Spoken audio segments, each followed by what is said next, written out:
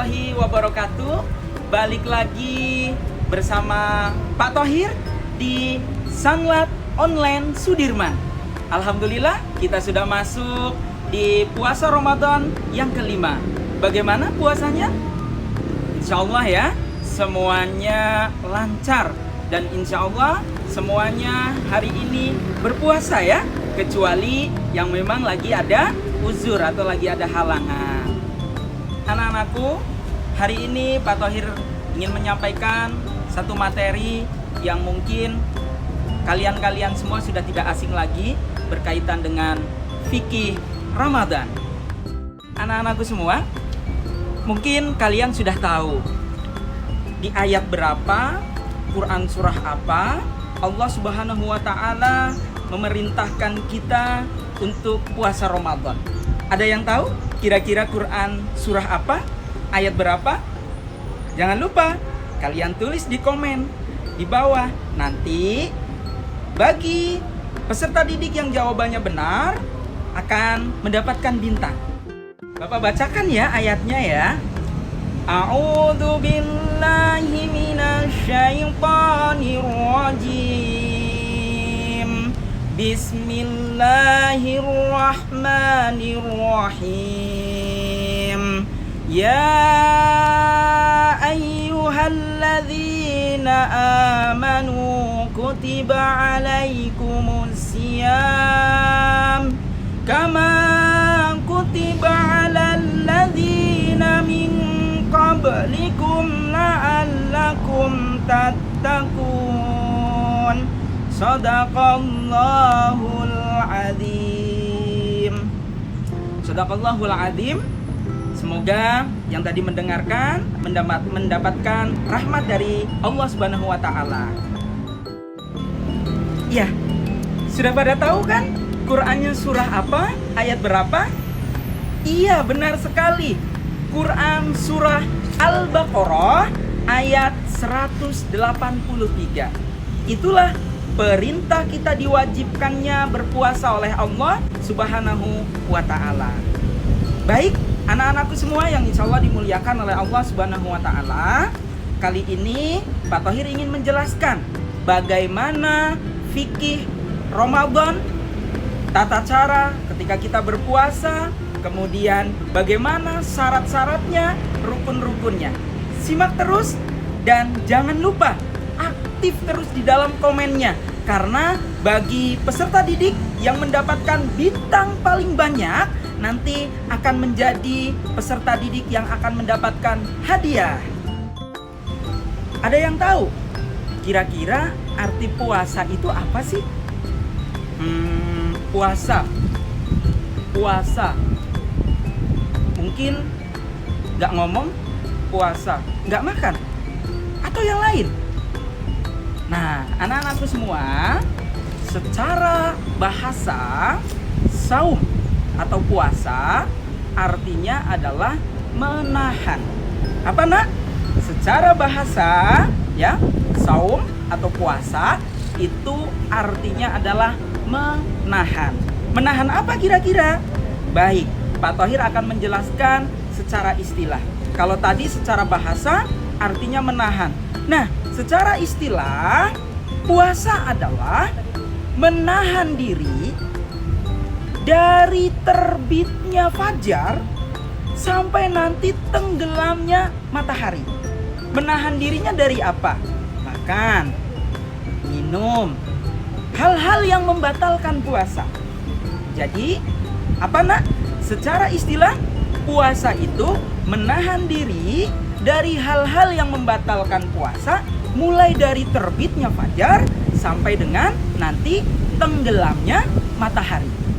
Setelah kita membahas tentang pengertian daripada puasa, kira-kira nih nak, apa saja sih yang menjadikan kita diwajibkannya untuk berpuasa?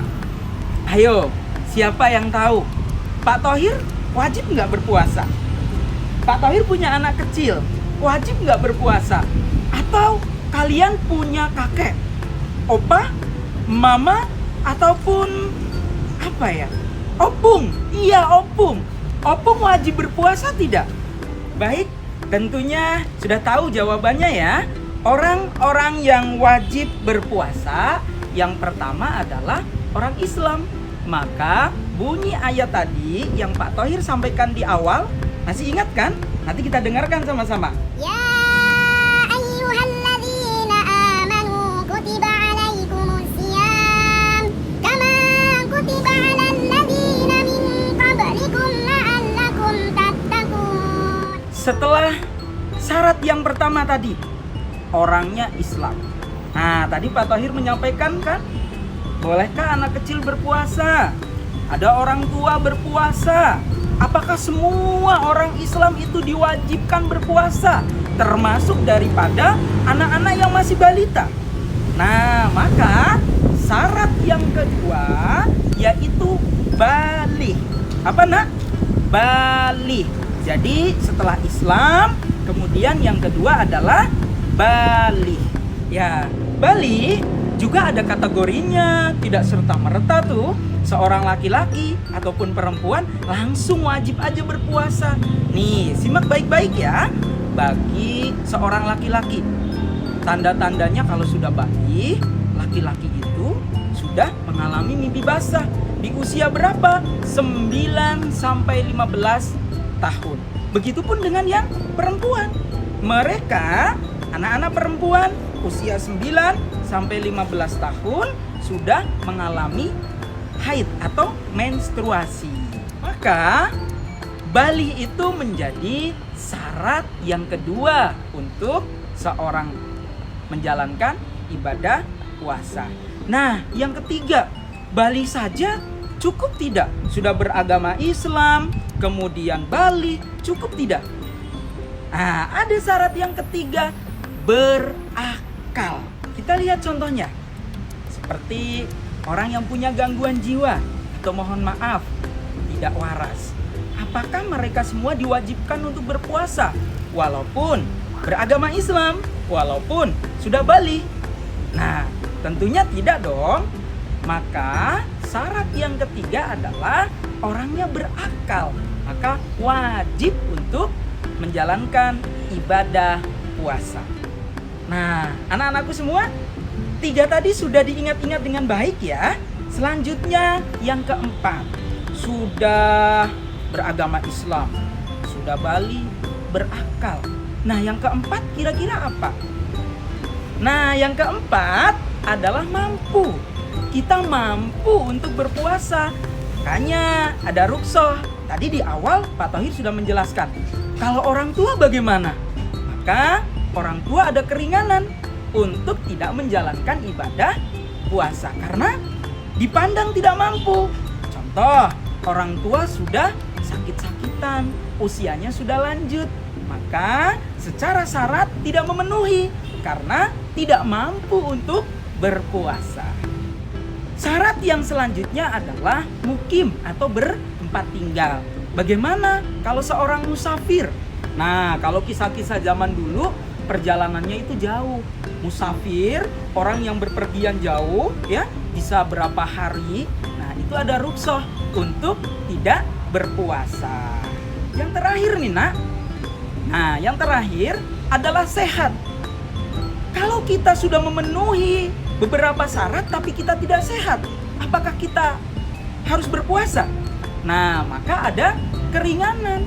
Kita harus sehat. Kalau tidak sehat, maka tidak memenuhi syarat untuk berpuasa.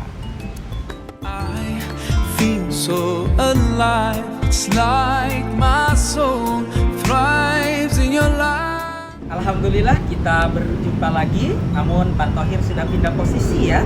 Nah, pastinya kalian ingat kan? Ini di mana? Plaza Masjid. Tempat ini tentunya menjadi hal yang kalian kangenin saat keadaan seperti ini. Baik, anak-anakku semua, Pak Thohir lanjutkan ke materi selanjutnya berkaitan dengan rukun puasa Ramadan. Ya, rukun yang pertama tentunya kalian sudah memahami kalau segala sesuatunya itu harus diawali dengan niat. Bahkan di dalam hadis ya sering kita dengar bahwa ya segala sesuatu itu tergantung daripada niatnya. Nah, kenapa rukun Ramadan atau puasa Ramadan salah satunya adalah niat. Nah, niat ini begitu penting. Beda dengan niat puasa sunnah. Kalau puasa sunnah nih nak, perhatikan.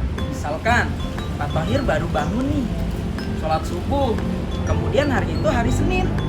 Nah, Pak Thohir belum sarapan, jalan ke sekolah. Pak Thohir berniat untuk puasa Senin atau Senin Kamis, boleh. Tapi tidak untuk puasa Ramadan. Puasa Ramadan, banyak ulama berpendapat bahwa niatnya harus di malam hari. Paling maksimal sebelum fajar terbit atau pada saat kita sedang sahur. Benar sekali. Tentunya sudah hafal ya. Nah, yang kedua setelah kita berniat, tentunya rukun selanjutnya adalah kita menahan sesuatu. Apa sesuatunya itu? Tentunya menahan nafsu yang membatalkan puasa. Baik itu makan, baik itu minum, dan lain sebagainya. Hal-hal yang membatalkan puasa itu masuk ke dalam rukun daripada puasa. Oke, baik nak. Setelah kita mempelajari tentang bagaimana syarat wajib berpuasa, kemudian rukun, kita akan tahu apa sih hal-hal yang membatalkan puasa. Apakah puasa begitu saja? Tidak ada yang membatalkan? Nah, tentunya ada beberapa hal-hal yang membatalkan puasa. Salah satunya adalah memasukkan makanan ke dalam mulut kita yang sudah melewati tenggorokan kita. Kita menyebutnya dengan apa? Bisa makan, bisa minum, karena kita memasukkan. Namun ada hal-hal pula yang secara tidak sengaja kita bisa menjadi puasanya itu batal. Nah, salah satu contohnya nih ya, ketika kita sedang gosok gigi, ternyata gosok giginya terlalu dalam sehingga kita muntah nih. Nah, itu kan gosok giginya disengaja, menimbulkan kita muntah, batal. Yang kedua, misalkan yang perempuan ya datang haid, itu menjadi batal. Kenapa menjadi batal? Karena ada suatu hal yang keluar dari diri kita, itu akan menjadi batal. Yang kedua adalah keluar darah, baik itu haid ataupun nifas. Jadi sudah pasti keluar darah haid itu akan membatalkan puasa. Nih, yang akhwat, hati-hati ya. Kadang kalian sudah mendekati buka, sudah mau jam 6 misalkan, tapi kalian keluar darah haid, maka batallah puasa kalian. Tidak boleh dilanjutkan ya. Itu hal-hal yang membatalkan puasa. Selanjutnya, selain daripada yang tadi Pak Thohir jelaskan, ada beberapa hal lagi. Salah satunya mohon maaf bagi suami istri yang sudah berkeluarga melakukan hubungan di siang hari akan membatalkan puasa.